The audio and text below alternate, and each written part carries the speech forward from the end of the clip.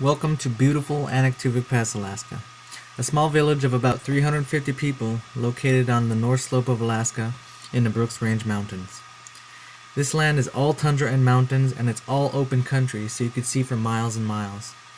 Within this land are thousands of caribou, hundreds of grizzly bears, wolves, moose, and muskox. Now imagine that on this amazing landscape we put an oil field. How cheap would that be? The beautiful open tundra marred by pipelines and pump stations. And to take it further, imagine what kind of havoc would be wreaked when an oil spill occurred. It would be catastrophic. Here is the problem. The state of Alaska and Governor Sean Parnell are trying to build another road for oil development. The project is called the Road to Umiat, and it is a 100-mile-long road that connects the remote outpost of Umiat to the Haul Road where the Trans-Alaska Pipeline is. You can see it here. The black bold lines up top are the proposed roads, the black dot is Umiat, and the red dot is Anaktuvuk Pass. And the light gray line to the right is the Haul Road. But let me tell you, the road to Umiat is not a good idea. The reason that it's not a good idea is that the new road construction will irreparably damage the land. Damage to the tundra, oil spills, and construction over mountain streams and rivers are all important concerns of the people of Anaktuvuk Pass. For instance, the whole North Slope region of Alaska is a tundra biome. An article in the National Geographic states that tundra is among the most sensitive habitats in the world, and that it is slow to repair itself from physical disturbances such as vehicular tracks. Additionally, in a recent Anchorage Daily News blog post, a blogger remarked, quote, "I remember my experience in Anaktuvuk Pass in the spring of 1974. The cat trains were hauling supplies through the pass up to the exploration fields. Ice roads were constructed over streams and rivers, but the vast tundra was not.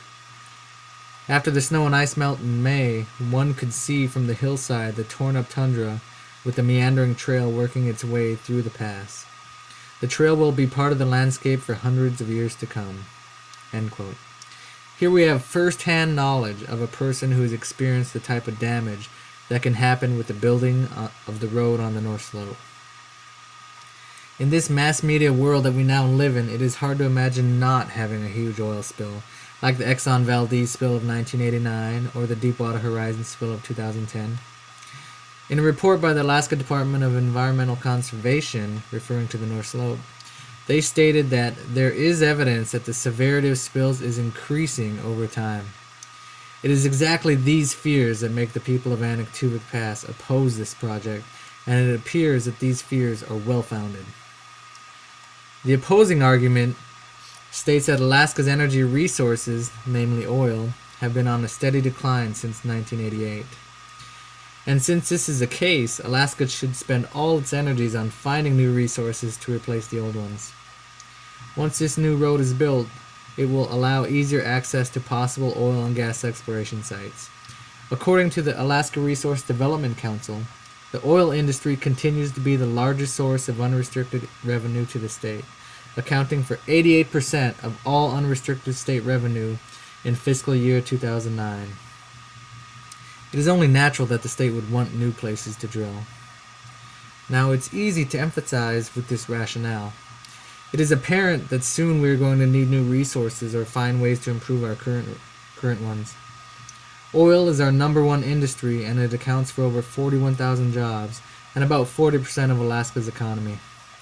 Although all evidence points to declining oil profits, and the state of Alaska needs to find new ways to produce income, the price to be paid for this new road is too high.